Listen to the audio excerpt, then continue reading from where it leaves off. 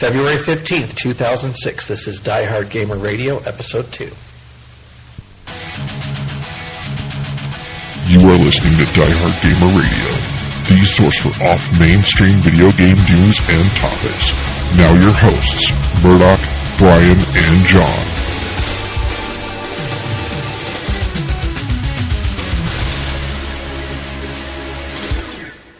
Well, welcome to Diehard Gamer Radio.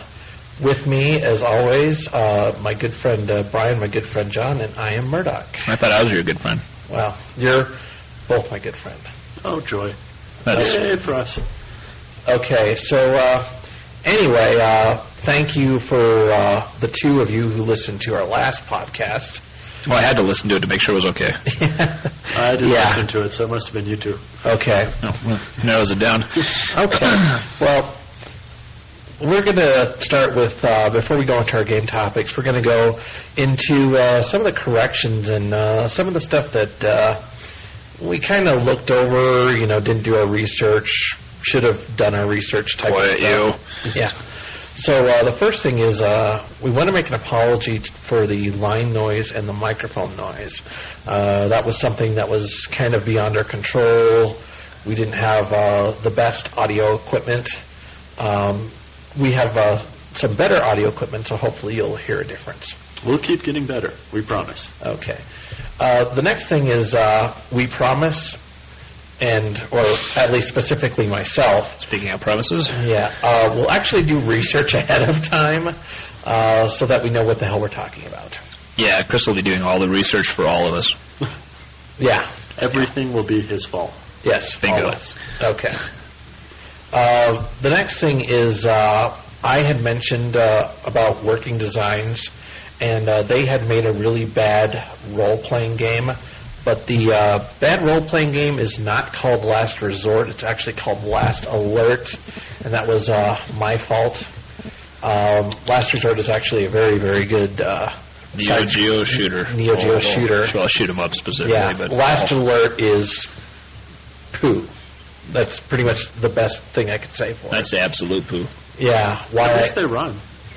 Why I own a copy of it, I will never know.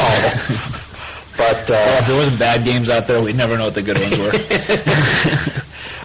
The next thing we want to correct is that we've mentioned a Simple 2000 game called Zombie vs. Kyusha, and I just want to clarify that is actually Zombie vs. Ambulance. Zombies are everywhere, and you do a rescue operation via an ambulance. It is not women in bikinis slashing zombies. That is a different game altogether. Ambulance chasing on a whole different level. Yeah. Another few things that we want to go over. Killer 7 was done by Suda51 for... That was within 10. Yeah. Give or take. That's what the plus or minus is for, really. I mean, nobody's ever perfect. This isn't The Price is Right. Come on, Bob, I'm within 10. I want the car. So, Suda51 did that. And then I had made a reference to Bionic Commando. And what it was that John said that we'd made the comment that we learned most of our German from video games. And Wolfenstein 3D being one of them. And I made the comment of Bionic Commando, and I'm sure some of you might not get it, but basically Bionic Commando was known as a different game in Japan. It was known as the Resurrection of Hitler Top Secret. And when the game came out in the United States, they replaced all the Nazis with what they call the bads, and they removed all instances of swastikas in the game. So if you're wondering about where that reference came from, well, that's where it is. So anything else you guys want to add before we start with the topics? These new mics smell kind of funny. Yeah, maybe it's just me. I don't know if You're supposed to talk into it, not sniff it. Well, I was sitting right in front of it. I'm bound to smell it, Blame me for having a heightened sense of smell. Doesn't smell bad, just, smells. I don't know. It's probably just the windscreen. Yeah. It's new microphone smell. Okay. So now that we've done our rambling, The next thing we want to go over is we have a few dates for you, and the first one is E3, the Electronic Entertainment Expo, and that is May 10th, 2006 through May 12th, 2006. And we also have the Tokyo Game Show, which is September 22nd, 2006 through September 24th, 2006. Us three are going to try and get into the Electronic Entertainment Expo, so wish us luck. God willing and the creek don't rise. Yeah. Well, we don't live in Hawaii, so we should be okay with that one, but... Yeah. So, next topic is why do American games fail in Japan? And this is kind of an interesting topic. We see that a lot of American companies will just bring out games to Japan, but they never do real well. And, there's several reasons behind it, but we're going to discuss some of the reasons. The first reason, or at least what I think, and I'm sure my co-hosts will probably agree or disagree with me, is one way or the other. Yeah, one way or the other. We're kind of narrowing it down. Yeah, is that American companies just don't really seem to care. I mean, they, spend all this development time on creating a game, and then, once they have the game, they just say, okay, well, we're just going to go ahead and bring it to Japan, and they don't work on any type of localization or... Well, they've already made their money locally. I mean, why bother to put any extra effort into it for another audience? It also doesn't seem, though, that it's the original American companies that are really responsible for the localization. It's much more that they sell it to a Japanese company that's responsible for it, and so I would say it's probably the Japanese that don't care about the American games. And there's got to be something lost in the translation. I mean... Well, there's certainly been a lot lost going the other way. Yeah, well, you also have to keep in mind that a lot of the Japanese companies like Nintendo and Sega, when they create a game in Japan, they work on it on a global level. They want to make sure that it sells in all markets, whereas opposed to American companies like Electronic Arts or Activision, who are very American-centric and just create the game just for this market and never think about the global market and how to actually sell the game in Japan. Now, part of it may be that that's not their audience, and they figure, hey, we've already made our money. If we send it to Japan, even if we sell, 2,000-3,000 copies, that's just extra money for us. Yeah, plus they've made their money just selling the rights for it to be published elsewhere. It doesn't matter to them, really. They're making extra money on top of what they've already made locally, so and the big money-making genres for the American companies are genres that do very poorly in Japan. They're probably more concerned about Europe. And also, Japan is a much smaller market. And it's a more crowded, higher competition market, too. It seems like we don't really excel in the games we make that we push over there either. I mean, they have a very small market, and they know what their market wants. We don't, and we just push games that we would like to see do well over there, but doesn't necessarily mean they're going to do well over there. FPSs do horribly there, and that's definitely a big one. But they're big here, exactly. The sports games that we do here, they don't care about. I mean, Japan's not going to be buying a football game. They're not big into sports. Well, unless it's baseball, European football, or soccer. Yeah, or Japanese baseball. But those are always focused around their own teams, and that's understandable. And there you get into all the licensing stuff where it is regional anyway. Well, I think when Electronic Arts brings over a baseball game, I think they just bring over the game with all the players and everything intact. I don't think they really do anything to it. That's the problem. They're not tweaking anything. You wouldn't change the roster because, that would be totally different licensing. And most of the effort for those sports games is actually making these individual team rosters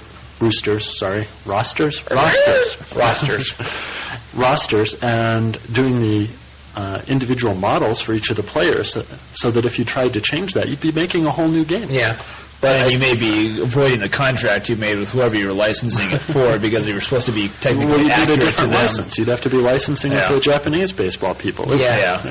and the problem that I see is that, I don't think American companies have any real vested interest in Japanese gamers. I don't think they really. Well, it's a second market, yeah. Yeah, it's a second market. Secondary market, really. I don't know if it's even care, though. I mean, there's so many Japanese video game companies. I mean, it's a much more crowded market.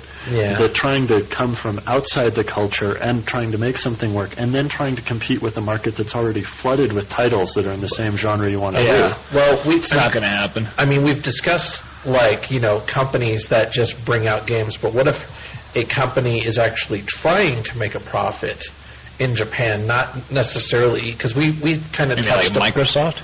Well, see, we've touched upon just, companies just bringing over a game just to bring over a game and making extra money on top of what they've already made. But what about companies that actually want to have a successful game in Japan and are finding that they're failing? Well, then their problem was probably not making a traditional Japanese console RPG. Well, Failing to understand the market or the culture, or both. or probably on a more just basic level, not designing a game that appeals to all audiences. Because here's the thing, I mean, Nintendo and Sega and all these companies, Konami, they have a really good track record of making games that can sell in pretty much any region.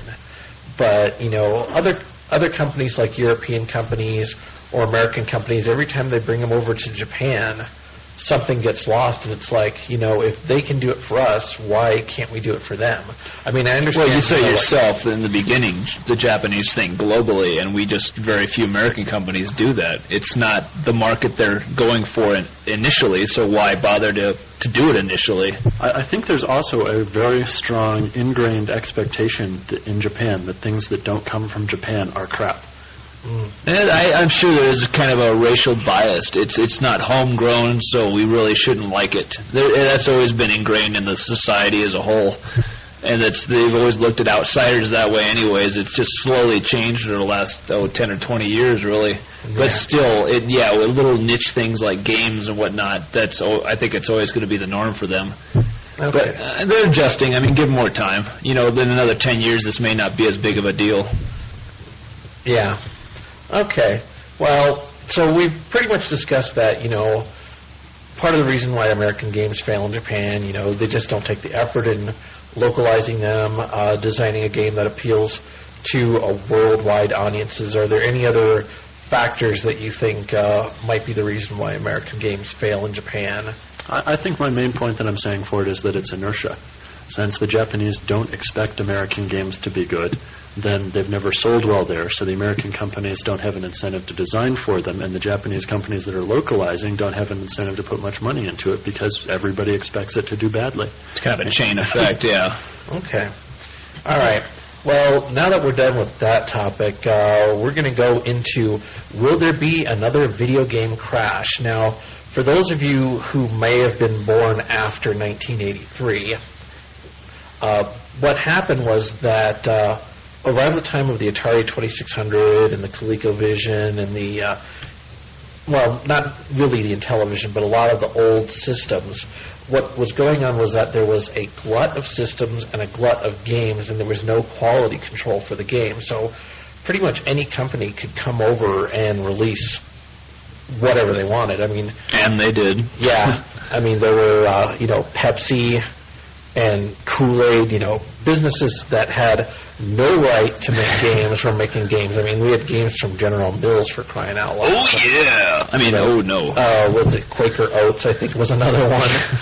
And you don't want a Quaker in a video game. It kind of kills the whole fun. Yeah. So the thing I wanted to discuss is there going to be another video game crash, just like the one in 1983? Now, the nexus of, I guess, what had happened with the 1983 crash was that, we had too many systems, not enough quality games, the market was saturated. Well, there was no game control either. I mean, there was no control over, status of a game, whether it was mature rated or whether it was rated at all, I should say. I don't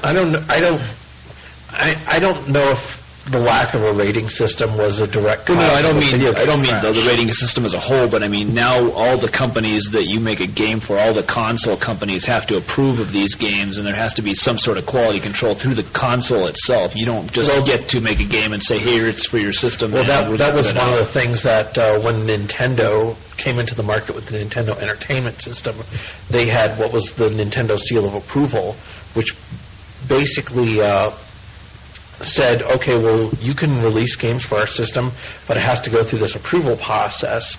And at that time, there wasn't any approval processes put in place, which allowed, pretty much any Yahoo that, got access to the source code to go ahead and release, crap like Custer's Revenge. I don't think that kind of central control is what's going to save the American video game industry from another crash. Okay. Right now you can look at, say, computer games right now, and anybody can release anything for them. And there is a lot of crap out there. And there's been some crappy console games that have come out, too. There's a few 1 and 2 ratings out there. I think what's going to save the American video game industry is that we've been through a number of downturns, so we're used to dealing with a cyclical video game market, that we've had a lot of consolidation so that the publishers are large enough that they can go ahead and cope with surviving through lean periods. They might lay people off, they might shrink, but they have enough money coming in from enough different places to weather a downturn. And finally, we have much better sources of information now. I mean, you can go on the internet and get reviews. People can find out what the good games are and what they're interested in. So even if the market gets flooded with crap, people still are going to be able to be warned about it and find what they want to. And I'd also add there's natural selection, too. If you don't make a game good enough, most people, after checking these reviews and whatnot, just aren't going to buy it, and your company's going to fail. They'll never buy anything else you'll do. You're pretty much doomed if you don't put some sort of major effort into it and go through all the throes of making the game, doing the advertising, getting the reviews, and no matter how weird it is.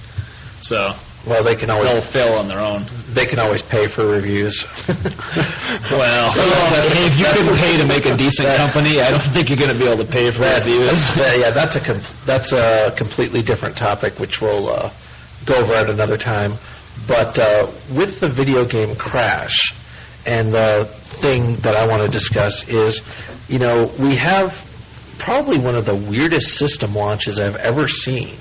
I mean, first we have the Xbox 360, which came out way too early, in my opinion. I mean, Microsoft was completely ill-prepared for how to do a system launch, and you would think with the original Xbox they would have learned, but they did an American company proud. Yeah. We were. Like this was any worse than the PS2 launch. Well, I think they should have known better, if anything, by looking at the PS2 launch. You would look, thinking, going back and seeing history, it doesn't have to repeat itself. You kind of have some control over that. The same thing is going to happen with the PS3 launch. I mean, they're so desperate to get it out there and start getting them sold, they're always going to be releasing them before they can stockpile enough to have it out there. Well, game-wise, yeah, but I think all the other weird things are... even with the hardware. I mean, it's hard to make enough hardware to meet demand. Yeah. And Nintendo's suffering that right now.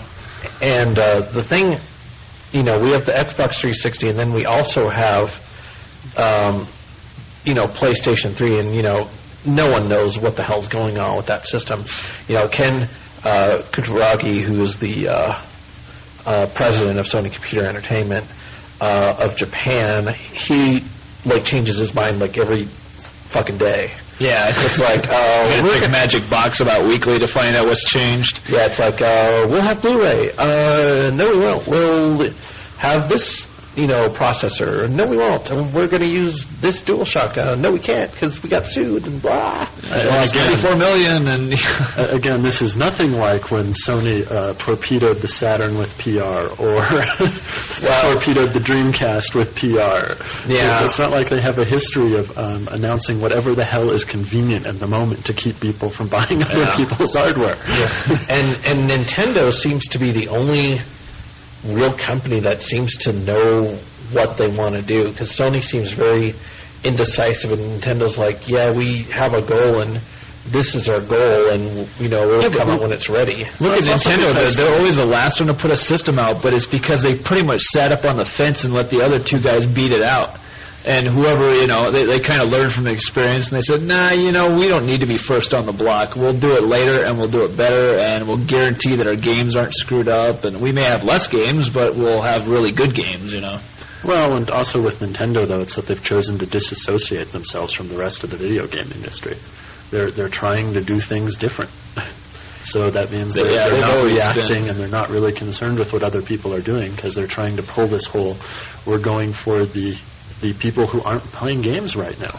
And I think there's less pressure, if anything, because of that. They're just pretty much putting themselves off to the side. Yeah, they're expecting that they're going to be dealing with a different market than Sony and Microsoft are. Okay, so back to the actual topic of if there is going to be a video game crash. Do you think that, if we look, or at least, as far as America is concerned with the types of software that we're getting, we're getting a lot of the same old crap. I got to admit, more often than not, when I go to a toy store anymore or a game store, I find very little that excites me. And I used to always find something new coming out, even almost on a weekly basis, that I look forward to at least trying. But, I think John hit it earlier, too. We're getting the ability now to go to so many places where we can get reviews, we can get clips of the games in motion. It saves us a lot of trouble, if anything else, and almost kills some of the excitement, I'll say, but it saves us money probably in the end also from buying, some crappy game that was just sold to us on PR alone or advertising in a magazine, what have you. So, it looks like that, it may not be likely that we'll see another video game crash, but we'll definitely see a downturn in the market, perhaps. But it comes and goes, though. Possibly, but it's proven itself to be cyclical, and I think it will continue to be. Right now the numbers have that game sales are on the downturn, but that's totally expected for this point in the life cycle of hardware, because we're at the end. People aren't really excited about it, but the numbers are up on hardware sales, mainly because of the 360. Okay. The game shows also push that. They give it an initial inertia also, too. We get this downturn now, then we hit E3, we hit TGS. Those help push things because it gives people an idea of what's coming out or what's around the corner, and they get excited again, and they start looking for these things. Or they get their system where they build up a library to buy a system like I do. And, next year, 2007, we'll have the PS3 out, we'll have the Revolution out, and people will be all excited about it, and there'll be a lot better games out for the 360. And then there'll be another big slump in January because nobody's got games for their new systems, Yeah, so it's kind of expected. Yeah, so I think they come literally every 2 years. Yeah. That slump just hits, and we just have to accept it and move on. Yeah, they say that consoles usually sell the most amount of systems in their fourth and fifth year of coming out. So it's going to be kind of interesting to see what will happen. I don't believe there'll be a video game crash, but there's definitely going to be some changes in, what types of games come out and how much companies want to spend on games, and see what types of profit they can turn. And we've seen that through natural selection and consolidation. I think it's just kind of a sign of the future. Okay. The one market that I'd actually be more concerned about than the American is the Japanese. Okay. Because as far as I know, they have not had a downturn or a crash like we have in the last 20 years. Okay. And what you're talking about with huge numbers of mindless sequels that are all the same type of game. How many dating games are there? How many of the same type of RPGs? As I understand it, it's much worse in Japan than it is here. Dragon Warrior up to 24 now or something. Yeah. Okay. They know their market, So maybe that's the difference. How many Mahjong games is somebody going to buy, though? However many people will keep playing. Yeah. That's an interesting point. But don't fix it. Yeah, but you do bring an interesting point. They do come out with all these sequels, but, if people didn't buy them, they wouldn't the same argument applies here, too, but, there's also a lot of crappy versions of those ones that do well that we never see over here, and there's just so many of them. Yeah, well, there's no... They're RPGs or our sports games. Yeah, but, there's no market for some of the types of games that they have in Japan over in this country, but that's pretty self-evident. If you just go to a video game store and just see the shelves, you see, sports games, Grand Theft Auto rip-offs. And I understand that. It's just some of the stuff I've read that there's less excitement among Japanese gamers than there used to be, and there's just a lot of sequels and there's some of the same kind of complaints. But I also wonder if their industry isn't as capable of surviving a downturn, or if there won't be more severe impacts from it because they haven't had to cope with it in the past. Okay. All right. Well, this is definitely a pretty big topic, something we'll probably want to touch on a little later. Yes, let's. Okay. So next, we want to talk about Fucking Konami Week. Now, for those of you who may not be familiar, this is a celebration of all things Konami, and Fucking Konami Week happens between February 12th, 2006 to February 18th, 2006. And basically, we talk about why we love Konami so much. So what I wanted to do for Fucking Konami Week was just go over our favorite Konami games, because that seems like the best thing to do. So I'm going to start with Brian. What are your favorite Konami games? Yeah. What aren't my favorite Konami games? So many. Castlevania. Guess how many Castlevanias have we bought? We're still buying them. It's like we're buying into the Japanese market. We just can't get enough Castlevania. Yeah, I think I own all but like 2 of them. Those are probably the ones in the 64. Yeah, that's exactly right. That idea. Yeah, I bought and cried.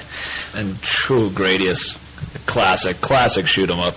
Everybody loves Gradius. And if you don't, well, get on the bandwagon. Yeah. And by the way, kids, it's up, down, down, left, right, B, A. Then hit select, start if you want 2 players, or just press start for 1 player. Just so we're all on the same page. Diehard gamer game tip of like 15 years ago. John, do you have any favorite Konami games you'd like to go into? I know the one that came to mind before was Zone of the Enders. Yeah. Which is one that I certainly thought didn't get as much attention as it deserved. It was pretty unique for its time, too. It was quite an oddball game. Now, and you can't mention Konami without mentioning Metal Gear Solid. Now, Solid Snake. Now, Zone of the Enders was that a Kojima game? It was. Okay. He produced it, although I don't think he was involved with it as he has been with some others. Okay. Because it was the first one he was doing at the same time they were doing Metal Gear Solid 2. And I'm sure that got more of his time. Yeah. And just having his name on it didn't hurt it either. No. He's a producer, but his name's in the title. Well, my favorite Konami games, I've bought pretty much every Castlevania, so Castlevania's huge on my list. Gradius is another one of my favorites, although I'm going to have to say I probably like Salamander a little bit more than Gradius. The Life Force Salamander series, Metal Gear Solid, of course, and I just want to give a quick shout out to Contra and Twinbee, which is a game series that gets no love in this country. Didn't Konami also do Axelay? Yes, Konami did probably one of the best shooters on the Super Nintendo. Axelay. I think it was the first shooter on the Super Nintendo. Actually, Super R-Type was the first shooter, and then it was Gradius 3. By Konami, but that was the first shooter I bought on the system. Yeah, that qualifies as a first shooter. Yeah, Gradius 3 is a very easy game on the Super Nintendo. It suffers from major slowdown. If you ever played the arcade version of Gradius 3, you'll be glad that the slowdown's there. There was another game. The name escapes me. It was a mech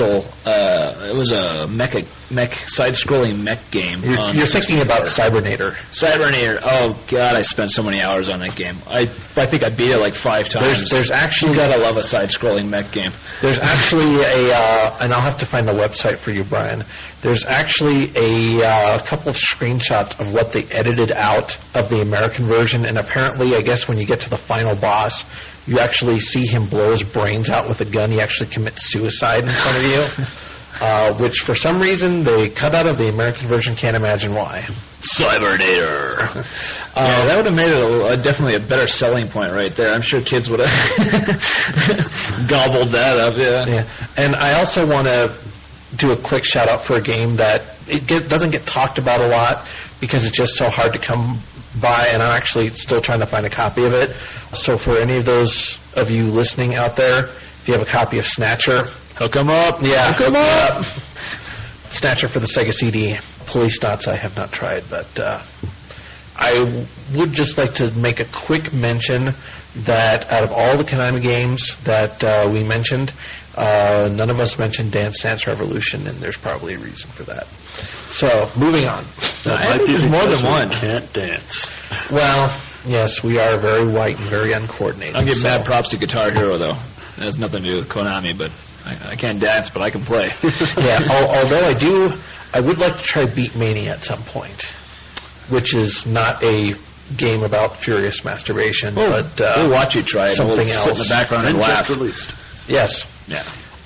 Okay. Beat him if you got him. So, next thing is our weekly Famitsu scores, and Did you say weekly? yeah, because Famitsu. Son of a gun. Well, our podcast is not weekly, but Famitsu scores come out every week. Not too many on the list, but I'll just go over them real quickly. We have Final Fantasy VII Dirge of Cerberus, and that got all 7s, so Way to go, Dirge. yeah, Get right in the average mark. yeah, so 28 out of 40 for it, so sorry, Like it Square. matters what the review scores are going to be with Final Fantasy. Well, it's Blazoned with a name. it's a platform game. I mean, it might sell because of the Final Fantasy game, but because it's not a strict RPG. To me, it's like Final Fantasy meets Devil May Cry. Yeah. I'm not super excited. I'd try it, but yeah, I can see why they weren't super excited either. I'm curious to see how the RPG hybrid Yeah. elements work. Okay. Monster Hunter 2 by our good friends at Capcom got a 37 out of 40. Way to go, Capcom. This is one of those games that does not translate well between Japan and America. Yeah. It probably wasn't intended for a global market, really. But Rattlegy, which is a shooter by our good friends at Milestone, got a 23 out of 40, 3 6s and a 5. It's not for everybody. If you're a shoot 'em up fan, it's average and it's kind of unique, but the graphics are really the bigger selling point, I think. Okay. Bleach Hanatarashi Yabo for the PlayStation 2 got a 19 out of 40, which seems to be pretty typical of any anime licensed game, especially something from Shonen Jump. So You think of any market in the world, they would do anime games better over there, and they'd actually succeed to some level. But it just shows that That's the same as any other licensed game. Yeah. Spend your whole budget getting a license. because the One Piece fighting game just was real. I mean, it was just horrible. It was just like, button mash city. yeah. Tiger Woods PGA Tour 2006 for the Xbox 360 got a 29 out of 40, It beat which Dirge. is, beat Dirge of Service by a point. But, it's pretty typical. Tiger! So there we have empirical evidence. Tiger Woods can beat up any Final Fantasy VII character. Yeah. Well, a club. And then, Give me a 9-iron, I'm going to town, baby. and the last game on the list is Kono Quiz Yaro for the Nintendo DS, which got a 27 out of 40, which, This quiz excitement? Yaro could mean like bastard. Well, it's like hick also, isn't it? Yeah, man from the field, I think, is the literal translation. I'll have to look that up. Yeah. Okay, so that's the Famitsu scores. So we're going to go into our game reviews, and before I go into the game reviews, I wanted to briefly go over our rating system, which we introduced haphazardly in episode 1. And basically, it's going to be a lot like the reviews from XPlay, where it's based on a scale from 1 to 5. So 1 being poor, 2 being fair, 3 being good, 4 being very good, and 5 being excellent. Seems to be a pretty straightforward rating system that a lot of people can understand, and a lot of places use it. So we'll use it. So first review I will be doing, and it's for Drill Dozer on the Game Boy Advance. Now, the best way to describe Drill Dozer is, imagine if Game Freak, who is the developer of this game, who just also happens to be the developer of Pokemon, creates a platform game and it ends up to be very treasure-like. That's pretty much Drill Dozer. Basically, you play the part of a little girl whose mother died, and she inherits this hyper-intelligent tank for whatever reason. And she's actually with a group of thieves, and they're trying to recover a red diamond, a red gem. And basically, the main feature of this game is that you have a drill at the end of your tank. Now, the way the gameplay works is that as you go through the levels, and it's basically just, run, jump, whatever, you can drill through objects and, find hidden passages. But the thing is that at certain parts of the game, you'll get either power-ups or you'll get gear upgrades, which will allow your drill to drill through harder substances, to drill, for longer periods of time. So, for example, the way you drill is actually through the L and R triggers. So, for example, you'll hit the R trigger, you'll see the drill, and it'll say first gear, and if you have the second drill upgrade, you can hit it again when you shift up and get second gear, and your drill will actually last longer before it'll stop. Plus, you can drill through like special doors and stuff that you need to have certain gear upgrades to get through, and then there's a third gear that you get, which will allow you to drill indefinitely. But there's a lot of just really neat concepts that were put in the game. For example, the right and left triggers actually cause your drill to spin in different directions, clockwise and counterclockwise, and certain bosses in certain areas of the game can only be accessed by spinning your drill in certain directions. There's also a lot of puzzle-type elements and a lot of bosses that use the drill aspect very, very well. Graphically, it's a nice, really clean game, very easy to get into, lots of replay value, lots of levels. I've played it for several hours now and still opening up levels. It's not a short game at all, but it's a lot of fun. Looks like a game that Treasure would do. I mean, based on some very ludicrously simple concept, the execution is just brilliant, and Nintendo is actually the publisher on this. So for this game, I'm going to have to give it a 4 out of 5. Very, very clean platform game, very old school, reminiscent, and it's the nice thing about the actual Game Boy Advance cartridge is that it's got rumble feature built in. So as you're pressing the shoulder buttons, you'll actually feel your Game Boy Advance vibrate along with the game. So it's kind of a cool little feature. So I'd recommend it for anyone who likes, basic platforming games. So, John, you had a review for us? Yes, I wanted to talk about TRAPT, the latest PS2 installment of a long-running series of games on the PlayStation that you might know better as Tecmo's Deception. In TRAPT, you play a pretty princess who's actually just as helpless as you would imagine, except for the fact that her arm is possessed by the spirit of Satan, and she has the power to control traps to kill people in terrible ways. The gameplay of TRAPT is fairly unique, but it's essentially a puzzle game. If you can imagine if The Incredible Machine was designed by a goth, you got a pretty good idea of what this game is going to be like. Basic gameplay has you setting up traps within a room and then triggering them as people walk over them, usually using yourself as human bait to get them into the proper position.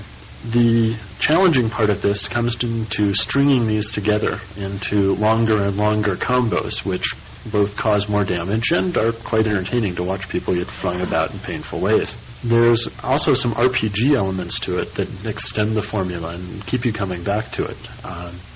There are rooms that you can unlock. There are additional traps you can buy and upgrades for the traps that you already have. And you get to buy those in between missions with the currency that you earn from creating better combo chains. Graphically, and the presentation in general, it's a pretty average game. It gets the point across, but isn't going to be exceptional. There are One point that a lot of reviewers have mentioned about it is that there is a slowdown when a trap is triggered that they normally attribute as a failing of the game. But really, this is an aid so that after you trigger a trap, you've got an easier window for getting your combos off. Not really the flaw that most reviewers have claimed it to be. The nice part about the presentation, though, is if you've ever enjoyed a cheesy horror film, you can have a lot of fun watching the many strange and unique ways that people have to die in the game, as well as the fairly cheesy screams. This is either enhanced or detracted from, depending on your opinion, by the fact that all of these characters have these little bios that you can go into and see and find out that the person you happen to be torturing to death is, the mother of 3 and is just trying to get enough money to feed her family. Thanks, that always sleep tonight. The good points about the game are that it can be as interesting as you want it to be. I mean, as much depth as you want to find in there and play with the puzzles and look for the best way to string things together. It's all there, and you can put a lot of time into it and really enjoy it if you want to. The storyline has a couple of branching points so you get to control it, and it is really rather different than most other games. And I can't think of anything else that would want to touch a game where you participate in the resurrection of Satan with a 10-foot pole. Interesting side note on that coming up. And since it has the branching storyline and a number of different endings, there's some real replay in going through and seeing how the different plot lines work out. As an additional bonus for that branching storyline part, if you play the game again, there's actually an entirely different set of missions that are unlocked that you get to play. These are mainly different enemies, but it's still enough of a change to be interesting. Bad points are, well, as I said before, it's as interesting as you want it to be. And if you want to go through the whole game with staying in the same room and doing the same combos over and over and over again, you can. This would be boring. And some people could be turned off by the storyline and religious overtones. Yeah. I probably wouldn't like those people anyway, though, so, well, who cares? Equal opportunity here, huh, John? Yes. Overall, I'd say this game is a 3 out of 5. If it's something that you'd be interested in and the concept catches your attention, you can really enjoy it. So if it doesn't immediately grab you, you're probably just going to get stuck in one of those boring patterns and never really get to enjoy it. Okay. On the plus side, there's not a lot of tortured puzzlers out there, so it might be worth a try. Okay. I had mentioned that I had a quick side note on TRAPT. I just wanted to mention I knew a guy, Dave, who had a video game store, Gameforce Littleton, and he would carry like pretty much every game except for Deception for some strange, bizarre religious reason that was only known to him. He would not carry Deception. He said, it's satanic, it's blah, blah, blah. And, of course, he had games like Resident Evil and, Silent Hill. So I don't know what it was with that game, but for some reason he just would not keep that game in stock. He wouldn't even take it used. We should go ask him. I saw him working at a GameStop up in Aurora the other day. Oh, all right. Might be a good follow-up. Okay. Well, next we have classic game reviews. I have one for a great old S&K game. It's actually done by 80K. But we're going to have a quick talk about Magician Lord. Now, for those of you who may not be familiar with Magician Lord, this game is on the Neo Geo. It's on the AES, MVS, and the CD. And basically you play Alma, who is basically a apprentice magician, and you have to recover these books from the evil Gal Agessi. And that's pretty much it. It's a run and jump platform. Well, it's not really run and jump, but basically shoot and jump action platform game. But the thing that makes this game really unique, other than the really, really good soundtrack, is just the system in general. What it is that you start off just as a normal magician, and there's orbs in the game, and as you get orbs, you can transform into different creatures. So, for example, if you get a red orb, you'll turn into a dragon, or if you get like a blue and a green orb, you'll become like a ninja or whatever. And the thing is that this adds a lot to the game because there's certain things that you want at certain points. There's hidden passages. There's really, really, really challenging bosses. I mean, this game is definitely not a cakewalk. It's actually one of the more harder games that ever came out on the Neo Geo system. But, I mean, just a very solid title, great music, really good graphics. They still hold up today. Playing it, 10 years after it came out. I can't say enough good things about it. And it could be the nostalgia talking, and it probably is, but, it was one of the first games that came out on the Neo Geo, an excellent game. For those who have never played it, play it. It's a really, really good game, so I'm going to have to give it a 4 out of 5. Not for everyone, and there's a couple places where there are some really cheap hits from enemies, stuff that you can't avoid, and there's the frogs. For those who've played the game, you know what I'm talking about. It really had some of the best graphics of the time period, too. And playing the game now, the graphics are still excellent. I'm still impressed by just what they did, and of course I can't say enough about the soundtrack. But moving on, Brian? On an interesting side note on that, too, I just noticed on the Neo Geo forums, one of my favorite forums I attend quite a bit, somebody had located some flyers, both American and Japanese, that showed different pictures of the initial game before it came out that were actually not even in the game. Yeah, there's some production screenshots. Yeah, it's kind of interesting. They look really good. They looked on Magician Lord 1, because I know that they were planning on doing a Magician Lord 2. And no, these were initially for the first game, and they were okay. for the flyer for the first game, but they just weren't put into the game itself for some reason, or they were changed at the last minute, and they looked really good, too. Okay. So Brian, you had a review?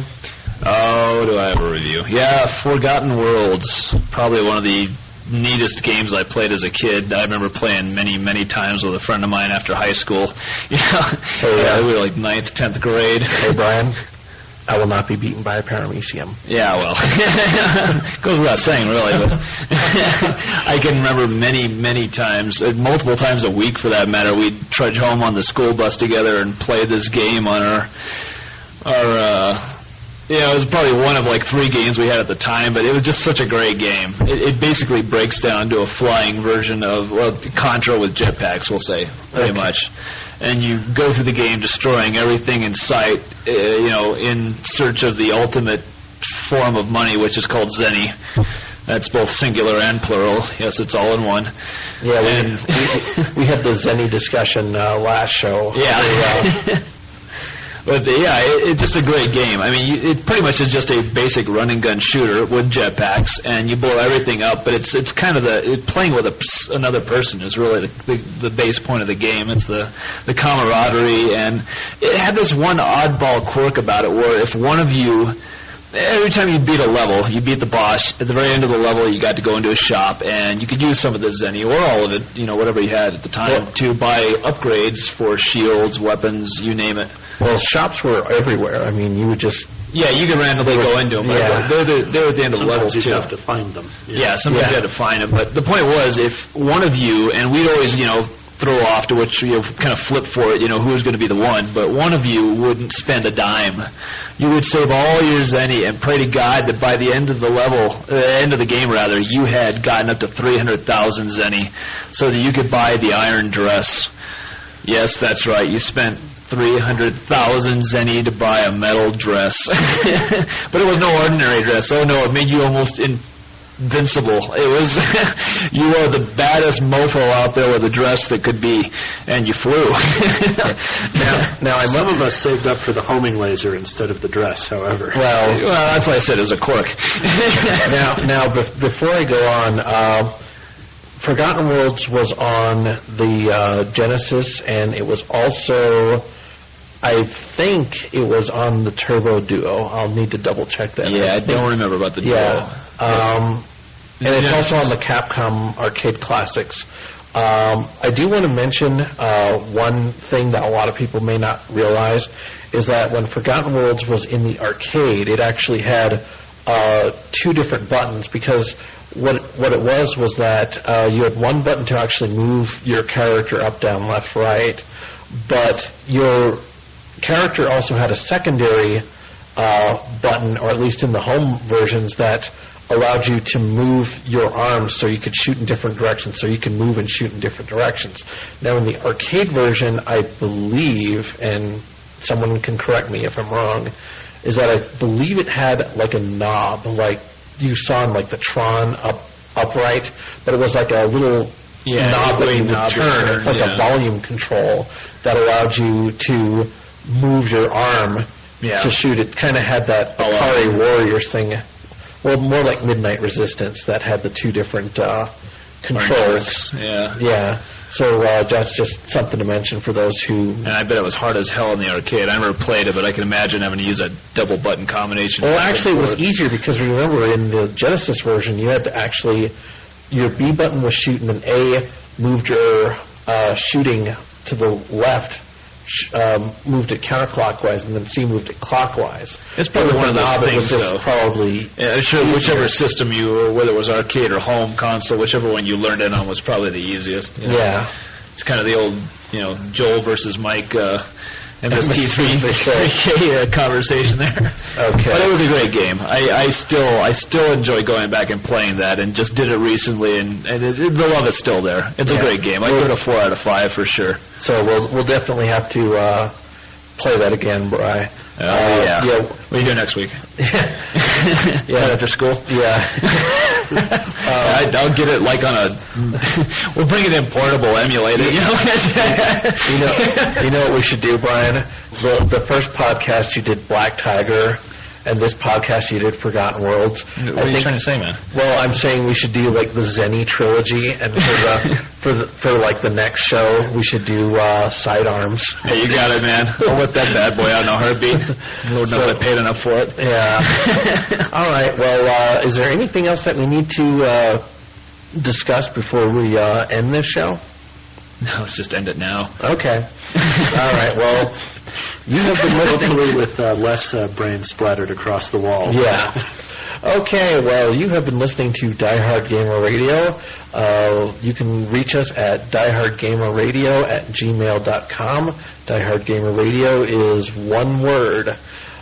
We've been trying to think of a clever ending thing to say at the end of our podcast, and we're still thinking. So until we come up with something better, this has been Diehard Gamer Radio, and you've been listening to three guys who know a lot about video games, but not a lot about anything else.